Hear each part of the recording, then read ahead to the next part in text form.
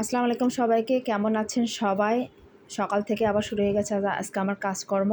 তো যাই হোক, জানালার নেটটা এত নোংরা হয়েছিল, এত নোংরা যে বাতাস পাস হচ্ছিল না। এতগুলা থালি বাসন সব কিছু জড়ো হয়ে আছে। আজকে ঘুম থেকে উঠতে একটু দেরি করেছি। আমার ফ্রিজটা এখনও আসেনি, টেবিলের উপর সব হজবড় হয়ে আছে।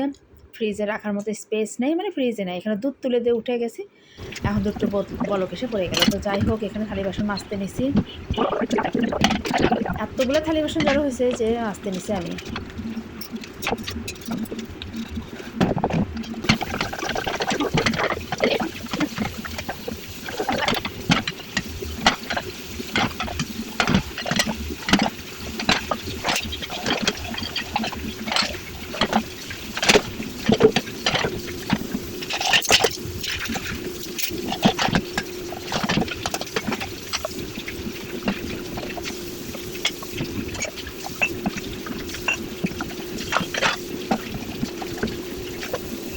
সবগুলো মাঞ্জা-কাচা শেষ করে নিট অ্যান্ড ক্লিন পরিষ্কার করে সব কিছু গুছিয়ে নিচ্ছি। গুছিয়ে নিয়ে আমি রান্নাবাড়ি আজকে শুরু করব। তো সব কিছু পরিষ্কার করে নিলে রান্নাঘরটা সুন্দর লাগে দেখতে, রাঁধতেও পরিষ্কার বা পরিচ্ছন্ন, মনটা ভালো লাগে। তো যাই হোক, এখন সব মাঞ্জা ঘষা কমপ্লিট করে রেখেছি। খালা আজকে অসুস্থ, সে আসবে না, তারপরে এসেছে, সে কুটে বেছে রেডি করে দিচ্ছে। মাছটা, মুরগিটা ভিজিয়ে রেখেছি, এখানে কুটা বাছা সব কিছু রেডি করে নিয়েছি। দুধটা একটু ভালো করে ঘন করে জাল দিয়ে নিলাম, আধা বাটা হয়ে গেছে।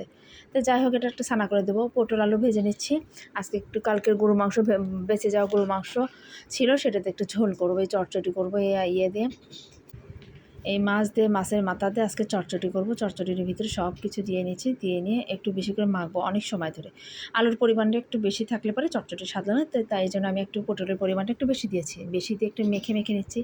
আগে আমাদের বাসায় যখন এক হাঁড়ি আলুর চটচটি হতো, তখন চটচটি এত স্বাদ লাগতো, কেননা বেশি জিনিস হয়তো বা চুলায় রান্না করে জিনিস বেশি স্বাদ লাগতো। তো যাই হোক, আমি এখানে গরু মাংসটা কষে নিচ্ছি, মশলার ভিতরে কষে নিয়ে ভেজে রাখা আলু পটলটা দিয়ে একটু আজকে একটু অন্যরকম করে তরকারি রান্না করলাম। তো যাই হোক, ক্ষুধার জন্য বাচ্চারা অস্থির হয়ে গেছে। আমার রান্না করতে দেরি হয়ে গেছে, যেহেতু রান্নাঘর ক্লিন করলাম। এখানে নিয়েছি লেয়ার মুরগি। লেয়ার মুরগিটা সুন্দর করে বেছে পরিষ্কার করে নিয়ে এখন হাতে মেখে এটা বসিয়ে দেবো। এটা হয়ে গেলে মোটামুটি রান্না কমপ্লিট। তো যাই হোক, এদিকে চটচটিও হয়ে গেছে, মাংস তরকারি হয়ে গেছে, চটচটিও হয়ে গেছে, জিরে ভাজা গুঁড়িয়ে দিয়ে দিলাম একটু। আর আমার অবস্থা দেখেন, আমি ঘেমে পুড়ে একটা ড্রেস অলরেডি চেঞ্জ করেছি, চেঞ্জ করে আরেকটা পরেছি, কারণ আমি রান্নাঘরে আসলে অত্যাধিক ঘেমে যাই। তো যাই হোক, রান্না মোটামুটি 3টা কমপ্লিট। আরেকটা মাংস বসিয়েছি, ওটা একটু কষে কষে নাড়িয়ে নেবে। এছাড়া আজকে আমার ভিডিও। আসসালামু আলাইকুম সবাই।